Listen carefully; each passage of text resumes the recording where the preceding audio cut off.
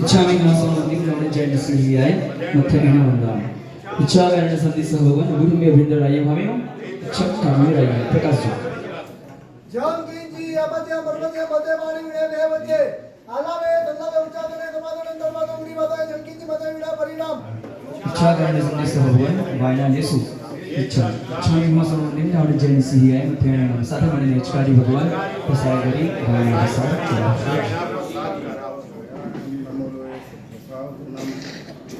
सो पंचनमुक्कारो सव्वपावपणाशनो मंगलानं च सव्यसिं परमं हवै मंगलम् सो मंगलनिलो भवविलो शैलसङ्गसुजनो श्रीनमुक्कार महामन्तो चिन्त्यमितो सुहं देहि जय जगजीव जो नेवियानो जगगुरु जगानंदो जगनाहो जगबंधु जय जगप्रियामो परमात्मा कर कमल मा शास्त्रों बसे मुख कमल मा शारदा नेत्रा मुझे निर्विकारता नमकार नामी कमल मा आनंद सागर सूरी जी चरणे भावती करुणा आनंद सागर सूरी जी चरणे भावती करुणा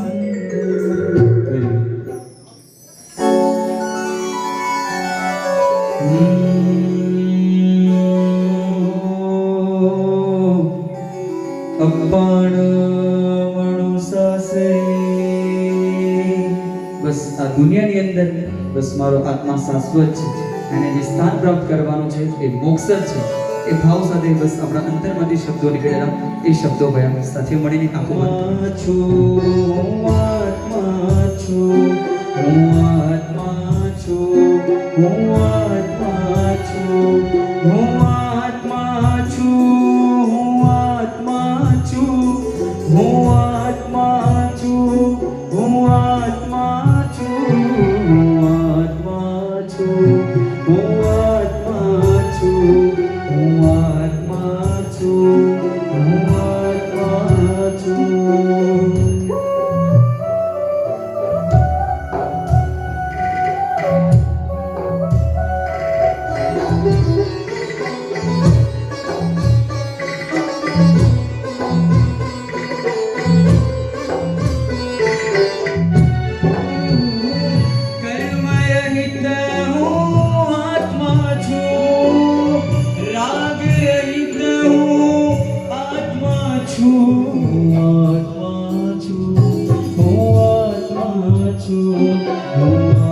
આત્મા છું હું આત્મા છું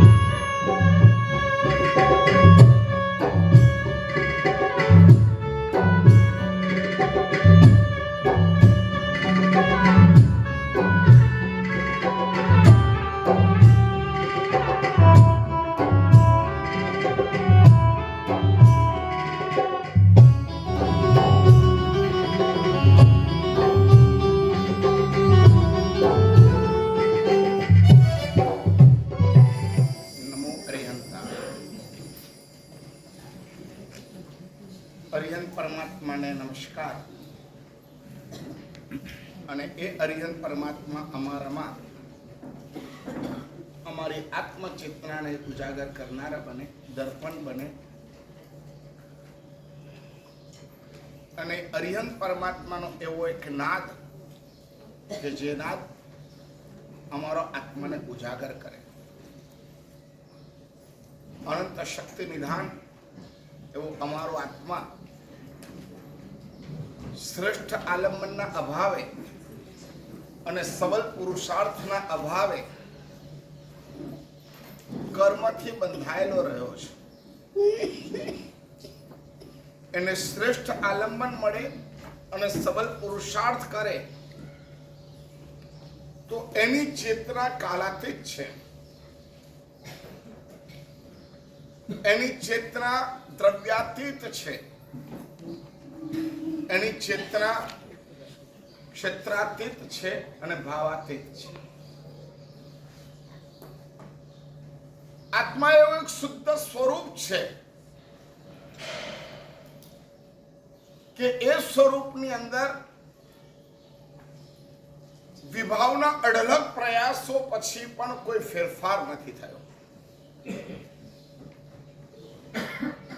અત્યારે જે આત્મા નરકમાં હોય એ આત્મા પણ જો કાલક્રમે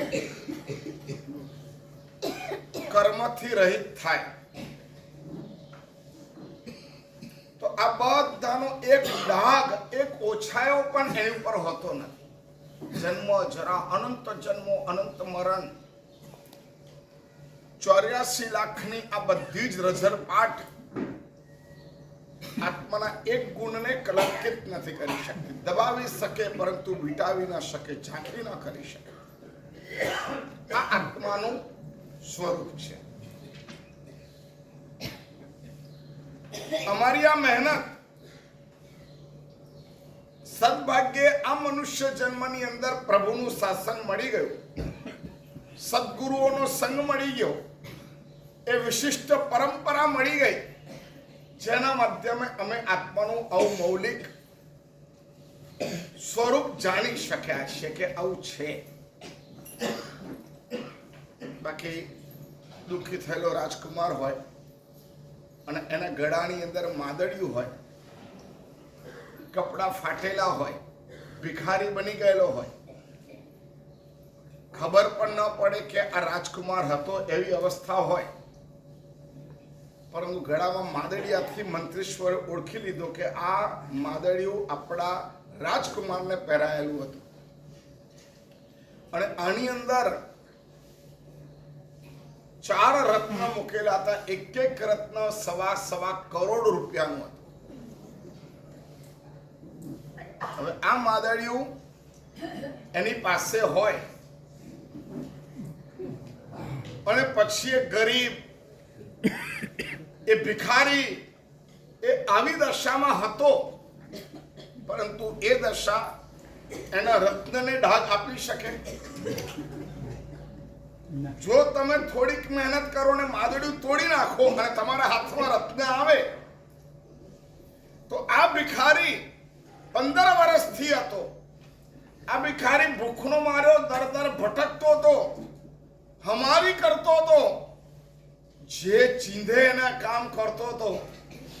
થોડુંક ખાવાનું મળી જાય તો ખુશ થઈ જતો હતો, એનું અપમાન થતું હતું, સહન કરતો હતો. આ બધું જ થતું હતું, પરંતુ એ બધું કોને થતું હતું? એની આ અવસ્થાને થતું હતું. એનો કોઈ પણ અંશ, એનું કોઈ પણ લાંછન, એની કોઈ પણ ડાઘ અંદરમાં રહેલા હીરામાં હતો.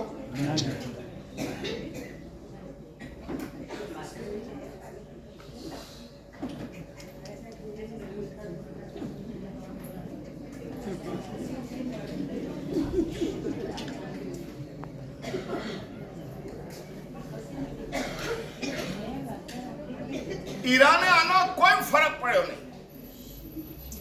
એવી જ રીતના અમે અત્યારે ભિખારી છીએ, ગરીબ છીએ, શરીરને જે જોઈએ આપવું પડે છે, પરિસ્થિતિવશ જીવવું પડે છે, માન અપમાન આ બધું સહન કરવું પડે છે. કર્મ નચાવે ધીમહી હું નાચત નાચવું પડે છે.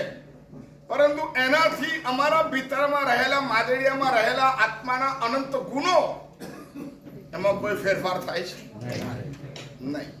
મંત્રીશ્વરે એક કામ કર્યું, એને બેસાડ્યો અને ત્યાર પછી એનું માદડિયું કાપીને લઈ લીધું. લે, તને આટલા પૈસા આપું છું, તું મને માદડિયું આપી દે.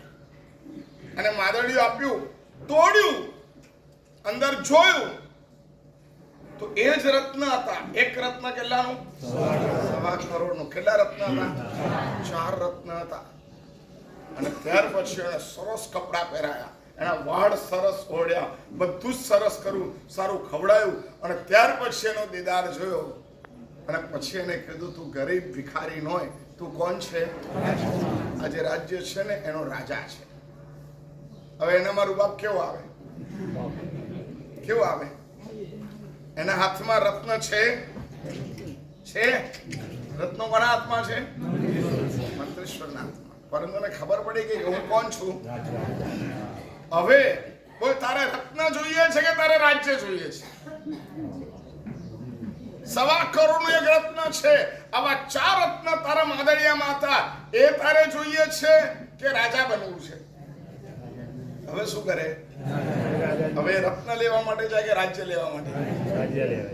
અમારી હાલત આવી છે. અત્યારે આપણને ખબર પડી કે મારા માદળિયામાં કેટલા રત્ન છે? 4 રત્ન છે, કરોડોના છે. પરંતુ એની સામે જ્યારે દેખાડ્યું, ઓહો, તું તો સિદ્ધ સ્વરૂપી બની શકે એવો છે, તો હવે રત્ન પણ જોઈએ કે સિદ્ધ સ્વરૂપ જોઈએ? બસ આ જ રીતે અમારી સાધનાને અમારે ઊંચે ઉઠાવવાની છે. હું આત્મા છું.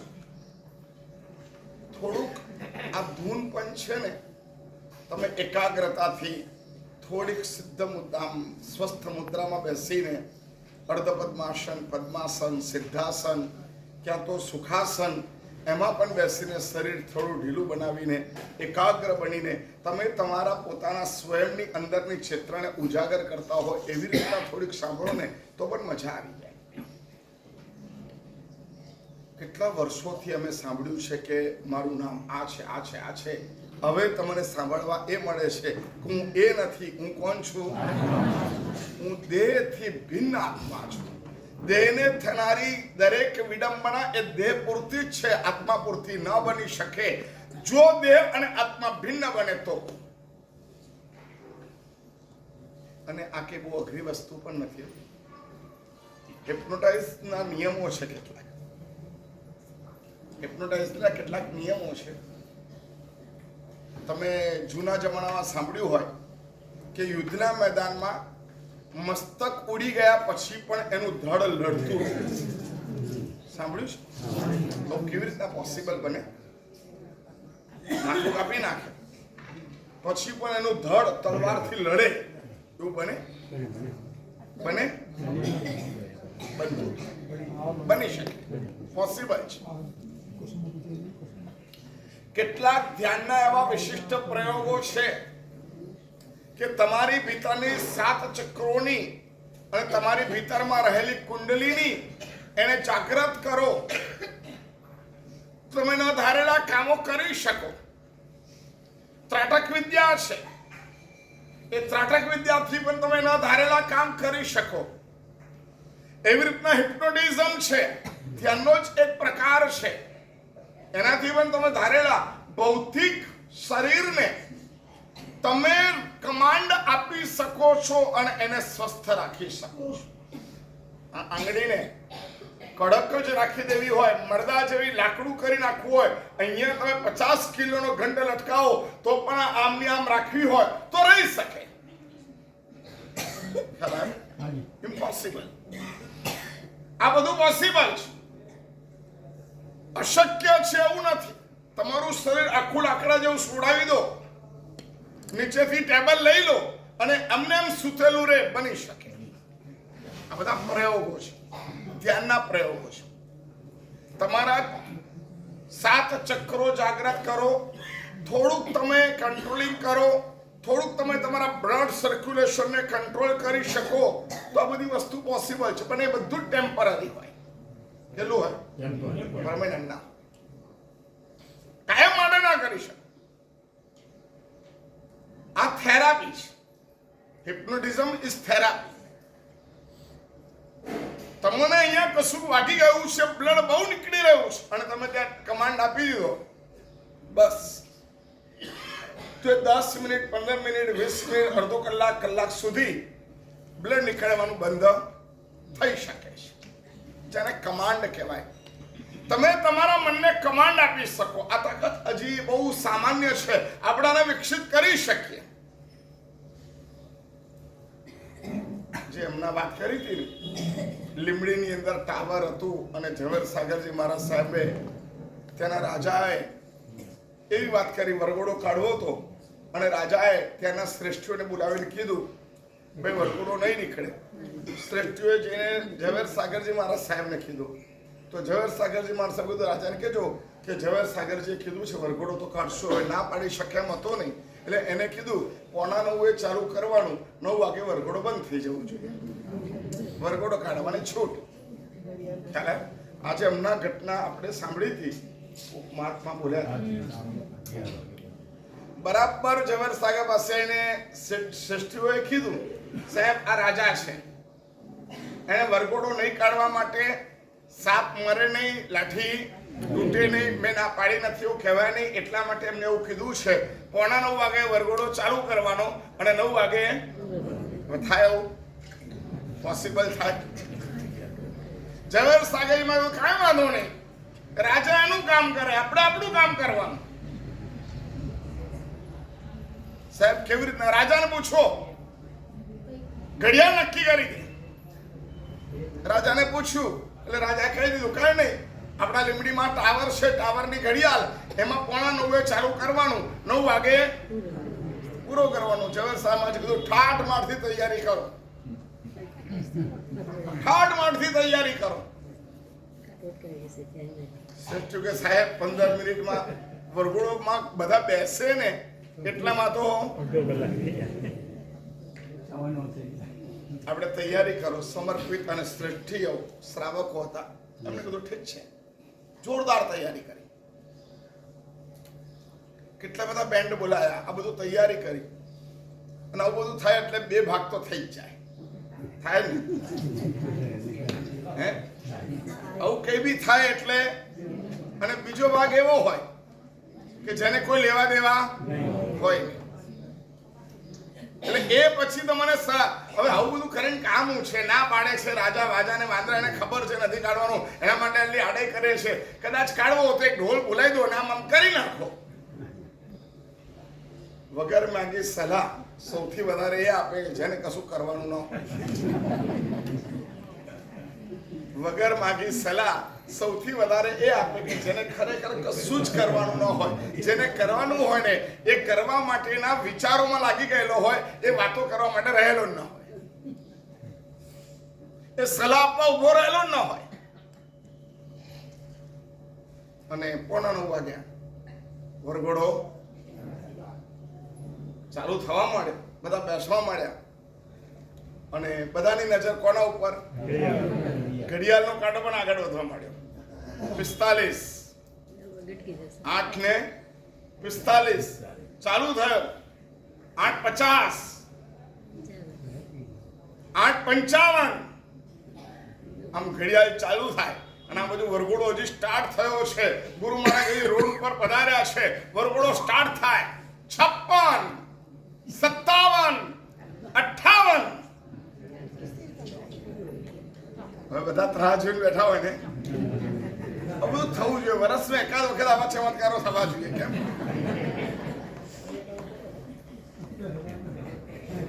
અત્યારે થાય, તમે બેઠા છો એ મોટો ચમત્કાર જ છે.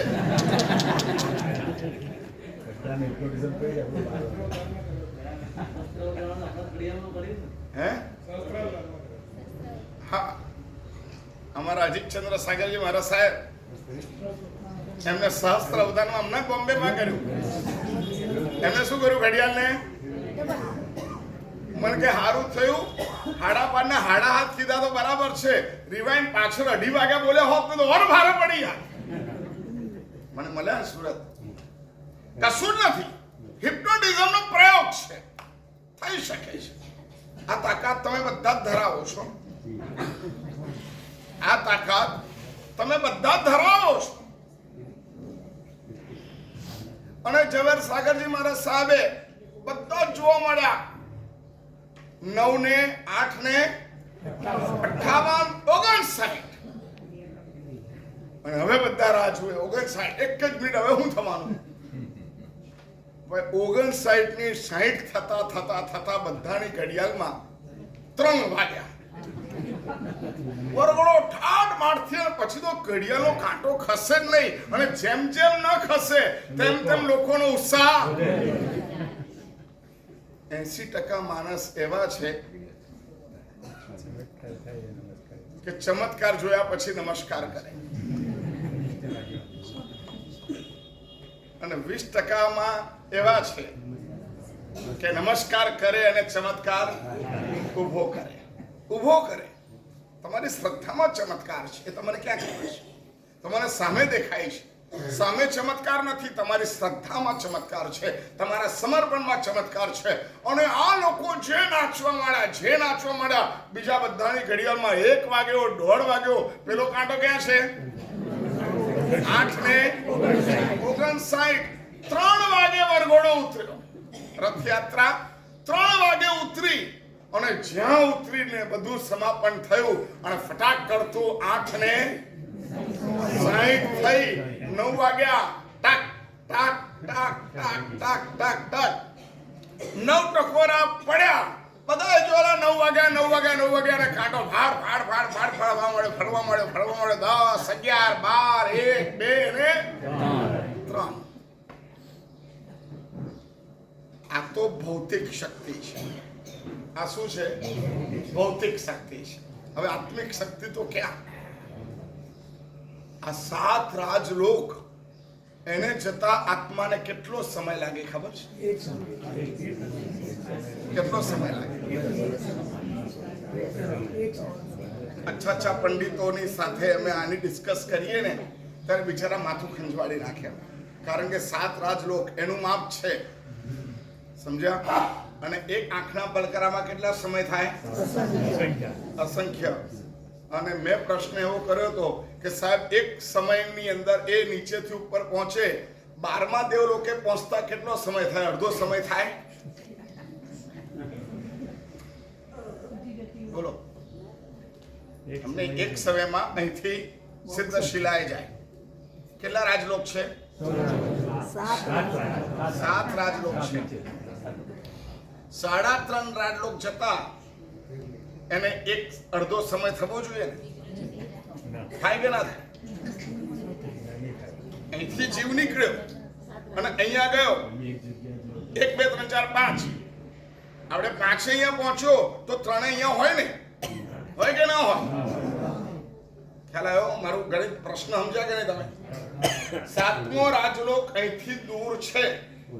અહીંથી આત્મા મોક્ષમાં ગયો, સકલ કર્મનો ક્ષય થયો અને અહીંથી એ 7મા રાજલોક ઉપર જે સિદ્ધશિલા છે અને જે ઈસત પાકભાર નામની ભૂમિ કહેવાય છે ને, જે આઠમલા લાડવા જેવા આકારમાં સિદ્ધશિલા છે. અહીંયા પતલી અને એમ કરતા અહીંયા જાડી 45 લાખ યોજનની, અને એની ઉપર જાય આત્મા અને 7 રાજલોક આવું કરે. એમાં એક સમય લાગે. હવે 7માંથી 3.5 રાજલોકની અંદર અડધો સમય લાગે ને? બોલો.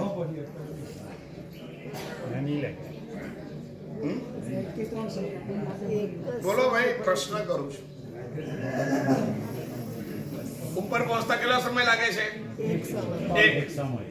એક સમયમાં કેટલો રાજલોક? 7 રાજલોક. બરાબર. તો 3.5 રાજલોકમાં જવું હોય તો કેટલો સમય લાગે? અડધો સમય. એટલે અડધા સમયમાં 3.5 હોય ને? બોલો.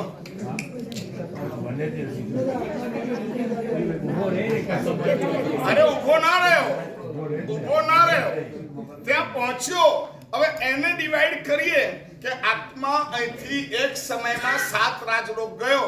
હવે એને પહેલા દેવલોક જતા 5 સમય, પછી 12મા દેવલોકે જતા અડધો સમય, અનુત્તરને ક્રોસ કરતા પોણો સમય અને સિદ્ધશિલામાં પહોંચતા 1 સમય. એ રીતના ડિવાઈડ કરવું તો થાય કે ન થાય? કેમ ન થાય? અરે સીધો ગયો, વચ્ચે ઉભો નથી રહ્યો ભાઈ. તમે ડાયરેક્ટ જંબુદ્વીપમાંથી અહીં આવ્યા અને 40 સેકન્ડ થઈ. કેટલી સેકન્ડ ક્રોસ કર્યો અને સમણી વિહાર પાસે આવ્યા ત્યારે બીજી 10 સેકન્ડ, ત્યાર પછી વચ્ચે આવેલા 30 સેકન્ડ અને 10 સેકન્ડે અહીં પહોંચ્યા. એવી રીતના 40 મિનિટને ડિવાઈડ કરાય કે ન કરાય? દેહ ટ્રાવેલ કરે છે, આત્મા ટ્રાવેલ કરે છે, આત્મા ઉત્પન્ન થાય છે. શું? દેહ ટ્રાવેલ કરે છે, આત્મા ઉત્પન્ન થાય છે સાહેબ. ટ્રાવેલ નથી કરતો. આત્મા ઉત્પન્ન થાય એટલે ટ્રાવેલ નથી કરતો સાહેબ. તો શું કરે છે? આ શું કરે? અહીંથી ત્યાં ગયો એ શું કહેવાય? અહીંથી 7 ક્રોસ કર્યા એને શું કહેવાય? અને ગતિએ શું છે? ગતિએ શું છે?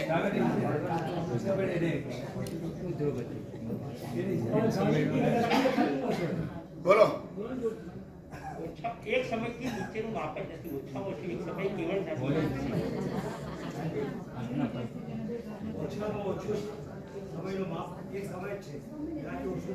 પણ હું તમને આજે ક્વેશ્ચન કરું છું એનો જવાબ એ નથી. માપ નથી તો હું માપ આપું ભાઈ. 12મા દેવ લોકો ગયા ત્યારે 3:30 પોણો અડધો સમય થયો હતો અને પછી ઉપર ગયો ત્યારે 1 સમય થયો. સાહેબ એક સમયની અંદર તો અસંખ્ય સમય એક સમયમાં અસંખ્ય સમય. એક આંખના પલકારામાં અસંખ્ય સમય થાય. બોલો.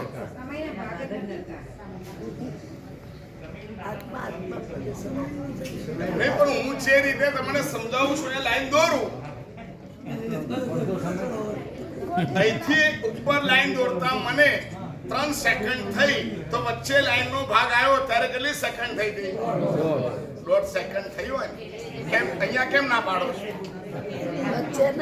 પ્રોપર જવાબ આપો. પ્રોપર. આકાશ પ્રદેશોને સ્પર્શ કર્યા વિના સીધો મોક્ષ મળે. શું? આત્મા વચ્ચેના આકાશ પ્રદેશોને સ્પર્શ કર્યા વિના સીધો શિલામાં. હા? એક સમયથી ઉપરના માપના ભાગ થઈ શકે, એક સમયથી નીચેના માપનો ભાગ જ થઈ શકે. કેમ?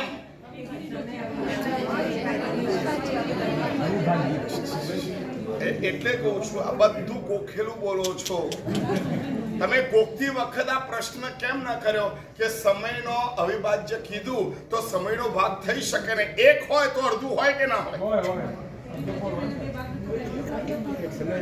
અરે હું તમને એમ કહું છું કે તમે બોલો છો એ સાચી વાત છે. એ લખેલું છે કે સમયનો કોઈ ભાગ થતો નથી, પરંતુ કેટલા સમયનો? એક જો હોય તો અડધો હોય કે ના હોય? બોલો જલ્દી. એક હોય તો એનો અડધો હોય કે ના હોય? અડધો હોય તો એનો પા પણ હોય કે ના હોય? અહીંયા કેમ નથી? હે? અને સ્પર્શને ક્યાં મતલબ છે? અરે ભાઈ નહીં, રાજલોકની ગણતરી અલગ છે. તમે સ્પર્શ્યા કે ના? કોઈ ટ્રેન વચ્ચે ઊભી રહી કે ના ઊભી રહી?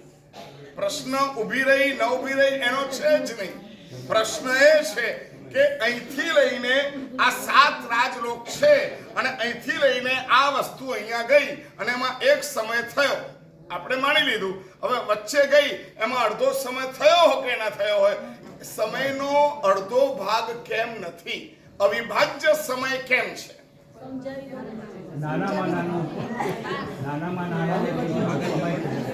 ભાઈ આનો પાસ કર્યો.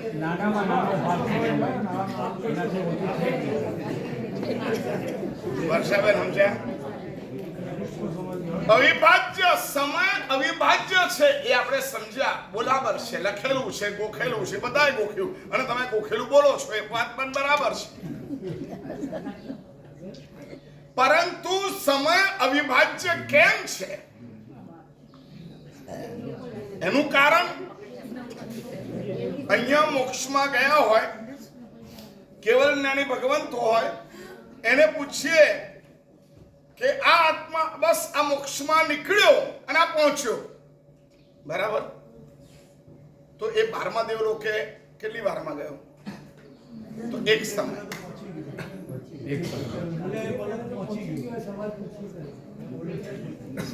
આંખના પલકારામાં અસંખ્ય સમય થાય છે. મારો સીધો બેઝિક પ્રશ્ન એ છે કે એક સમય છે તો એક સમય હોય, એક હોય તો એનો અડધો હોય કે ના હોય? તો અહીંયા કેમ નથી?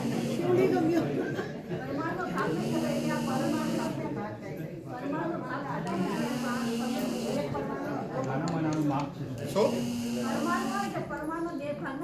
પરમાણુ કોનો ભેદ છે ખબર છે? એમને પરમાણુ કોનો ભેદ છે ખબર છે? ઉદ્ગલનો ભેદ છે. અને હું કોની વાત કરી રહ્યો છું? એવી રીતે હું પણ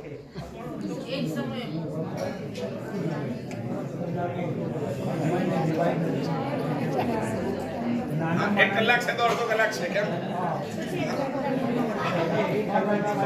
એક હોય તો અડધો હોય. પ્રવીણલાલ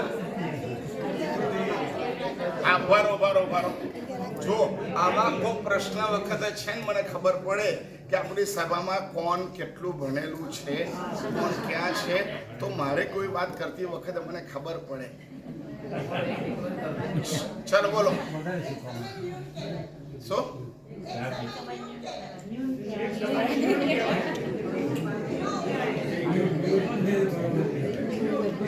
એક સમય ન્યૂન એવી કોઈ શબ્દ છે ક્યાં?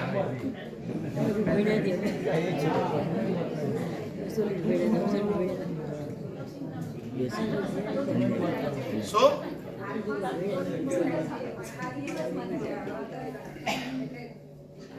આત્મા સીધો જ જાય છે, આત્મા એક સમયમાં જાય છે, બધી વાત સાચી. જાય છે કેટલું? 7 રાજલોક. બરાબર, 7 રાજલોક જાય છે. કારણ કે ભાઈ આત્મા છે ને મનુષ્ય અડીદ્વીપમાંથી જ મોક્ષમાં જાય. એ અડીદ્વીપ છે ને ત્યાંથી જ સીધા 7 રાજ જ છે. એટલે 14 ગણવાની કોઈ આવશ્યકતા નથી. એનું ડિસ્ટન્સ, એનું ટ્રાવેલિંગ કેટલું છે? 7 રાજલોક જ છે. આનું દ્રષ્ટાંત છે. ચલો સાંભળી લો.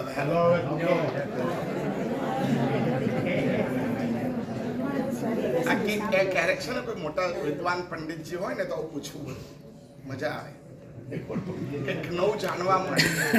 કારણ કે આ બધા એવા ક્વેશ્ચન છે કે જેના જવાબો છે ને તર્કથી અથવા તો પ્રમાણ અથવા તો બીજા ઉદાહરણ એને સમજાય, બાકી ના સમજાય. દરિયો કેટલો મોટો? આટલો મોટો.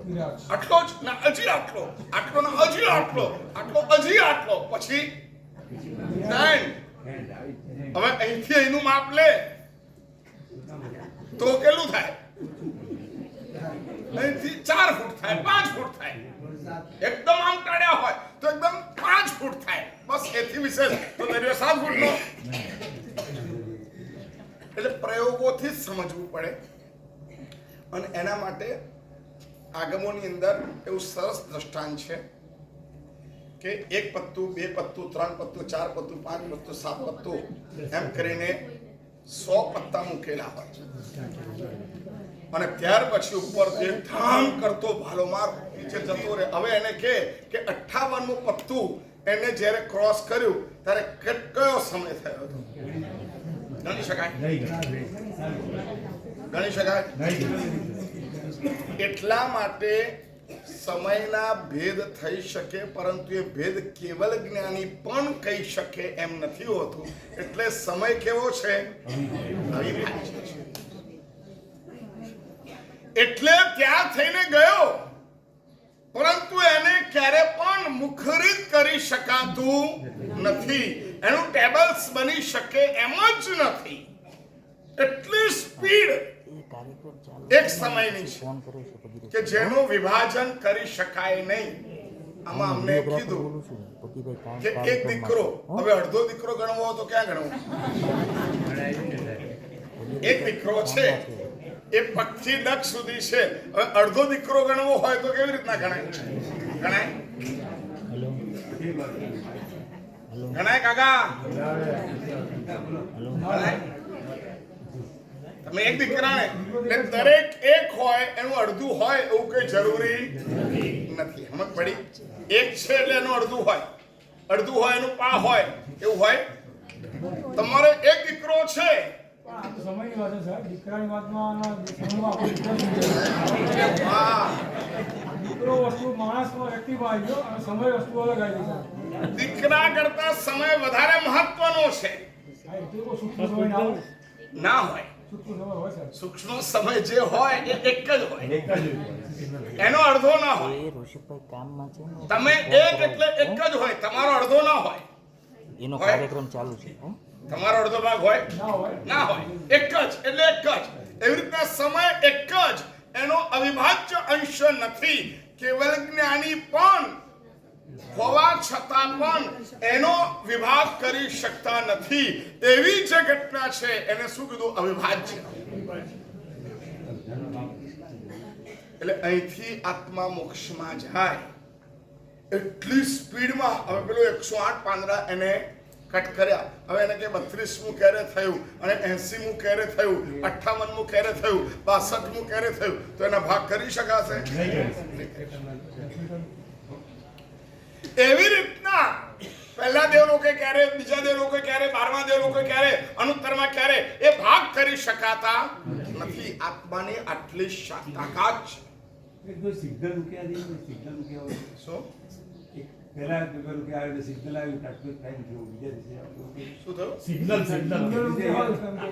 પેલા સિગ્નલ બધા તમારે જોઈએ, કર્મ વાળાને બધા જોઈએ, ટ્રાફિકના નિયમો એને પાલન કરવા પડે. અહીંયા ટ્રાફિક જ નથી ને આખી દિવાલો બધી બંધ કરો, કાચની પેટીમાં પૂરો, અને જીવને જવા માટે કોઈ જગ્યા જોઈએ? જોઈએ? નીકળી જાય. પરદેશી રાજાવા ઘણા પ્રયોગો કરેલા. એ પ્રયોગો એકવાર વાંચવા જેવા છે. પરદેશી રાજાએ આત્મા છે કે નહીં એ સાબિત કરવા માટે ઘણા બધા પ્રયોગો કરેલા. એ બધા પ્રયોગો લખિત છે. એ બધા પ્રયોગો પણ સમજવા જેવા છે. એને કેટલી બધી રીતે ટ્રાય કરી કે આત્મા ક્યાં છે, કઈ જગ્યાએ છે કે નહીં, શું છે, એવા બધા ઘણા પ્રયોગો કરેલા. કાચની પેટીમાં ફાંસીની સજા વાળાએ પૂરી દીધો અને વેક્યુમ કરી દીધું, અને પેલો અંદર મરી ગયો. જો આત્મા હોય તો નીકળ્યો હોય ને, નીકળ્યો હોય તો ક્યાંક તો તડાડ પડી હોય કે નહીં, ક્યાંક તો તિરાડ પડી હોય કે નહીં. વેક્યુમ એમની એમ હતી, અને છતાં આત્મા નીકળી ગયો. આત્માને ક્યારે કોઈ પૂતગલ રોકી શકતું નથી. કોઈ પૂતગલ. એટલે કહું છું, કર્મથી ડરવા જેવું નથી.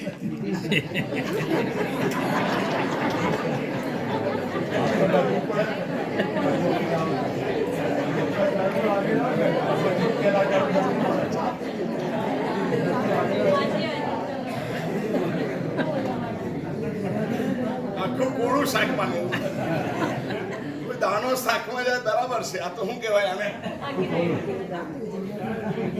આત્માની આટલી બધી તાકાત છે, અને આ તાકાત અનંતકાળ પહેલા હતી, અત્યારે પણ છે, અને અનંતકાળ સુધી અમે ભટકશું ને તો પણ આ તાકાત એની પાસે રહેવાની ને રહેવાની. અભયવીના આત્માની પાસે આ તાકાત ખરી કે નહીં? અભયવીના આત્માની પાસે આ તાકાત ખરી કે નહીં? ખરી. જીવ માત્રની પાસે આ તાકાત છે. જીવ માત્રની પાસે. અને એટલા માટે પરમાત્મા બતાવે છે, નમોરી હંતા, શત્રુ છે અને તું ખતમ કરી શકે એમ છે. આત્મા છે. બોલો.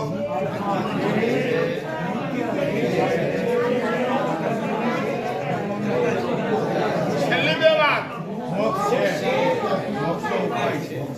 મોક્ષ છે ને મોક્ષનો ઉપાય છે.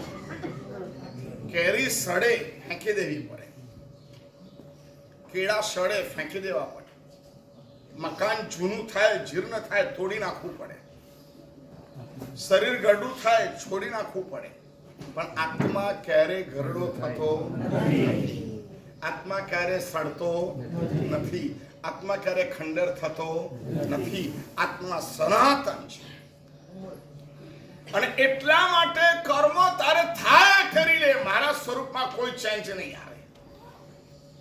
અનંત જ્ઞાનમય હતો, છું અને રહેવાનો. અનંત દર્શનમય હતો, છું અને રહેવાનો. આ તાકાત, શરીરની તાકાત જો આટલી છે, પ્રયોગોના માધ્યમે તમે જુઓ તો આત્માની તાકાત તો એના કરતા ઘણી બધી વધારે છે. ક્યારેક કેટલાક આસનો કરો ને અને ત્યાર પછી તમારી કુંડલીની જાગૃત કરો કે તમારા ચક્રોને એક્ટિવેટ કરો. પછી જે તમને અનુભૂત થાય ને અદ્ભુત થાય. આંખે મુસ્કે ટાઈટ પટ્ટા બાંધીને તમે ચોપડી આપો ને એટલે એ ચોપડીનું તમે 51નું પેજ ખોલે, 51નું પેજ ખોલે, તમે લાઈન કહો તો લાઈન આખી ને આખી વાંચી લે. આ બધું પોસિબલ છે. આ શરીરની તાકાત છે. સાંભળી છે આવી થેરાપી? આવા વ્યક્તિઓને જોયા છે? 12, 13, 14 વર્ષ સુધીના છોકરા છોકરી હોય એના ઉપર આ કરી શકાય. આપણે કરી શકીએ. આંખે એકદમ ટાઈટ પટ્ટા બાંધી દઈએ અને એની સામે પછી આ મૂકીએ તો એ કહે કે આ સફેદ કલર છે. એની સામે આ મૂકીએ તો કહી દે આ બ્રાઉન કલર છે, આ યલો કલર છે. આંખે બાટા બાંધ્યા પછી પણ એને ખબર પડી શકે. આવું બધું ઘણું બધું તમે જોયું હશે, સાંભળ્યું હશે, પેપરમાં જોયું હશે. શાસ્ત્ર અવધાનમાં આવું ના હોય, એમાંય આવું ના હોય. અરે આ તો આંખે પાઠા બાંધીને ચોપડી વાંચવાની વાત કરું છું. એ શાસ્ત્ર અવધાનમાં ના આવે. આવી ઘણી બધી થેરાપી તમે બોડીના અંતર્ગત પણ કરી શકો છો. બોડી સાથે તમે કરી શકો છો. તમારા ભીતરની ઓરા, તમે બેઠા છો, તમે ઉઠીને ગયા પછી 48 મિનિટથી તમારું એક શરીર અહીંયા હોય છે. એના ઉપર પણ માણસો પ્રયોગ કરી શકે. કોણ બેઠું હતું? તમારા એક વાડ ઉપર યંત્રના માધ્યમે ખબર પડે કે માણસ કયો હતો, એનો ડીએનએ કયો છે. જ્યારે વાંચ્યું હતું કે ભગવાન નિર્વાણ પામે, અગ્નિ સંસ્કાર થાય, એમની ડાળાઓ મુખમાં રહેલી ઢાળ, એટલે એક વાત યાદ રાખો, મરતા સુધી ઢાળ પડવી ના જોઈએ. પડી ગઈ તો સમજો એ ગયો. હવે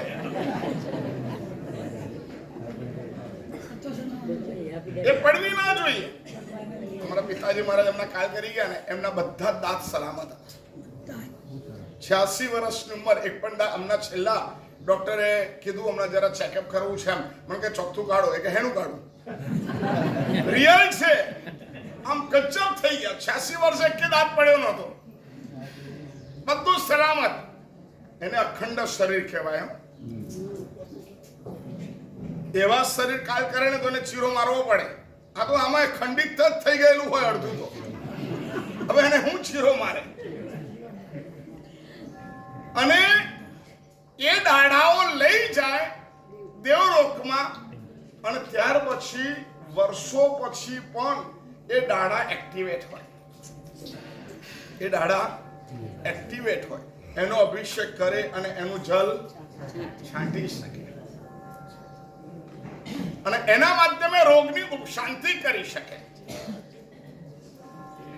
અમારા દરેક કાર્યોની અંદર કર્મને દબાવવાની તાકાતો રહેલી છે. એના માટેના આપણે કારણો બતાવ્યા. કારણ કે કર્મ બાંધ્યા પછી બંધ, ઉદય, ઉદીરના, સત્તા, ઉદ્વર્તના, અપવર્તના, સંક્રમણ અને ઉપશમન, આ દરેક થાય. જેવું કર્મ એવી અસરો, જેવી કર્મ એવું અનુષ્ઠાન. કોઈ કર્મ એવું પ્રચુર માત્રામાં છે જે કૃષ્ણએ પૂછ્યું હતું એમના ભગવાન, મારી સેના કેવી થઈ ગઈ છે? પૂરી થઈ ગઈ છે. હવે મારે શું કરવાનું? પરમાત્માએ કીધું તારે અઠમ કરવો પડે, 3 દિવસ રાહ જોવી પડે. ધર્મેન્દ્ર પ્રગટ થાય. ધર્મેન્દ્ર પણ આમાં કશું નહીં કરી શકે. કારણ કે કેટલાક કર્મ એવી રીતના થઈ ગયેલા હોય કે એના ઉપશમન માટે અથવા તો એની ઉદીરના માટે અથવા એના ઉદ્ઘાત માટે એવું સબળ નિમિત્ત તમારે ઊભું કરવું પડે. ધર્મેન્દ્ર પણ એના માટે કામયાબ નીવડે એવું ન હતું. એવી સોલિડ જરા વિદ્યા હતી. આ બધું પરમાણુ વાત છે, પૂતગલ વાત છે.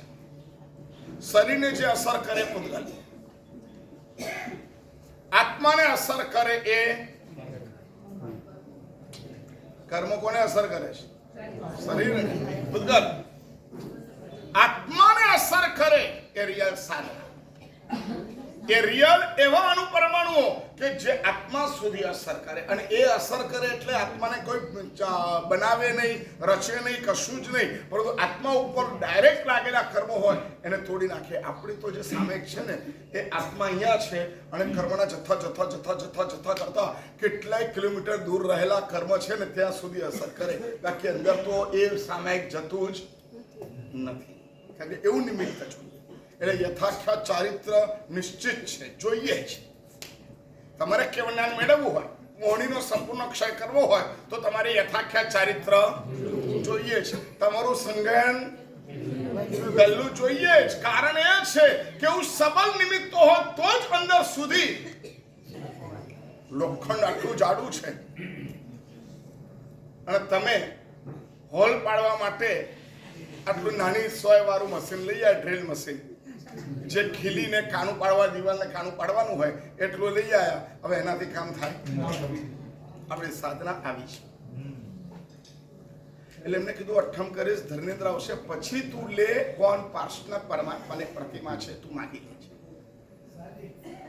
આત્મા નિર્ભર છે, અહીંથી ઉપર છે, પણ એને ક્રમને ભોગવવા પડે બધા. શું? આત્મા અહીંથી ઉપર ચાલે આ કોરિયામાંથી બીજામાં જતો રહ્યો તો એના કર્મ જે કરેલા હોય એને ભોગવવા પડે બધા. હા, લઈને જ જાય, લઈને જાય. કર્મ શરીરમાં ન રહે, કર્મ શરીરથી બાંધેલા કર્મ શરીરમાં ન રહે. એ કર્મ બધા આત્મા પોતાની સાથે લઈને જાય. એટલે બીજે જઈને પણ એ ભોગવવા તો આપણે મરી ગયા. સુસાઇડ એટલે દુઃખનો એન્ડ નથી, લઈ જાવે બીજી વખત બીજી જગ્યાએ. પણ દુઃખમાંથી છુટકારો તો કર્મનો ક્ષય થાય તો જ થાય. શરીર બદલાય એટલે દુઃખ બદલાઈ જાય એવું બનતું નથી. દુઃખ જતું રહ્યું, સુખ જતું રહ્યું એવું નથી હોતું. એક્સિડન્ટમાં મરી જાય એ આત્મા ક્યાં ભટકતો એક બીજી જગ્યાએ ના જાય ને, ગમે તેવી કેટલી બધી જગ્યા છે, ભટકતો રહે એવું જરૂર નથી. એક વાત યાદ રાખો, આત્મા શરીર વગર રહી શકતું નથી. ગમે તે રૂપ એટલે ગમે તે શરીર હોય, ગમે તે ગતિ હોય, 4 જ ગતિ છે. કયું? દેવ, તિર્યંચ, મનુષ્ય અને નર. એટલે અહીંયા આત્મા મર્યો એટલે કોઈ પણ એક જગ્યાએ તો એ ગયો જ. એનું આયુષ તો મોટું છે, એનું આયુષ લાંબુ છે, પણ વચ્ચે એક્સિડન્ટમાં મરી ગયો. એમાં એવું જ, જરા જોરથી બોલો તો પાછળ સુધી જાય, ને તો એ લોકોને ખબર મારા આ ક્યાંથી ક્યાં પહોંચી ગયા. આયુષ્ય તો એનું જેટલું હતું એટલું પરિપૂર્ણ કરે તો જ એ મરે. એટલે અમારા બધાના આયુષ્ય જે છે ને એને સોપક્રમી કીધું છે. કેવા? સોપક્રમી એટલે જેના ઉપર ઉપક્રમ લાગે.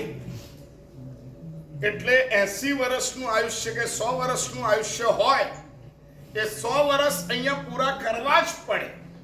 એવું બને કે ધીરે ધીરે પૂરા થતા હતા, પરંતુ કોક નિમિત્ત આવ્યું એટલે દોરડી બધી ભેગી થઈ ગઈ, એક સાથે મળીને રાખ થઈ ગઈ. પરંતુ 100 વર્ષના દલિકો પૂરા થયા વગર એ અહીંથી મરે. એટલે અડધું આયુષ્યથી કોઈ મરતું નથી. ફાસ્ટ પૂરા થઈ જાય સર. હા, એટલે ઉપક્રમ કીધું. ફાસ્ટ પૂરા થાય એવું બની શકે. અને એના માધ્યમે આત્મા અહીંથી મર્યા પછી કોઈ પણ 4 માંથી કોઈ પણ એક જ ગતિમાં જાય, અને દરેક ગતિમાં શરીર હોય ને હોય. દેવમાં પણ શરીર હોય, નરકમાં પણ શરીર હોય, તિર્યંચમાં પણ શરીર હોય. અને એટલા માટે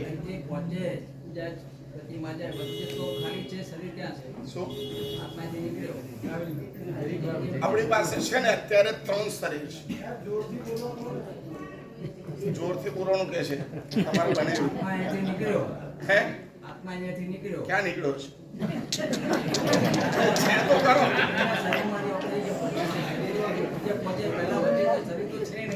આપણી પાસે અત્યારે 3 શરીર છે.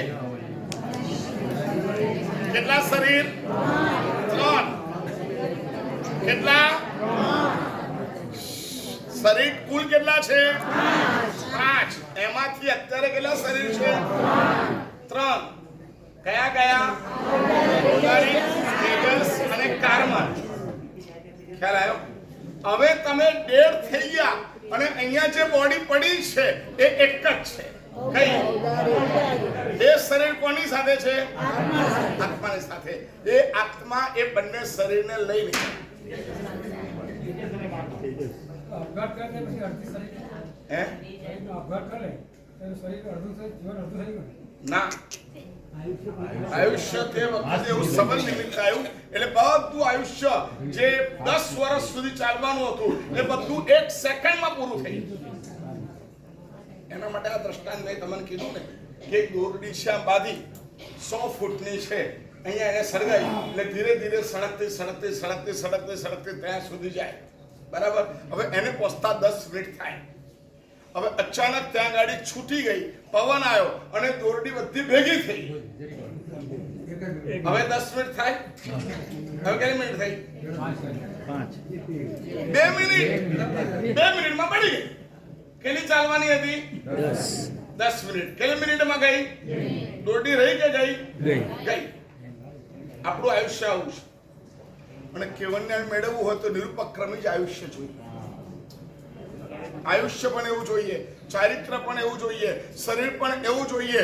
તો જ આ ડ્રીલ મશીન એવું છે કે બધા કર્મોને ખતમ કરીને છેક સુધી પહોંચીને આત્માને આઝાદ કરે. છેલ્લા પડો તોડવા બહુ અઘરા છે. આવા સામયિક એકાશના બેસનાથી કઈ થાય એવું છે નહીં. ઉઠવું પડે, જાગૃત થવું પડે, ત્યારે કામ લાગે એવું છે. એટલે આ સ્વપક્રમી આયુષ્ય, નિરુપક્રમી આયુષ્ય અને એની સાથે આ અમારા આત્માને પ્રબલ નિમિત્ત બને ત્યારે આત્મા પ્રગટ થઈ શકે છે. સર્વમંગલમ સર્વવિદ્યામ જ્ઞાનમ પ્રદાનમ સર્વધર્માણામ જય જય જય. આત્મા છું હું તો કેવલ આત્મા છું. આત્મા છું હું આત્મા છું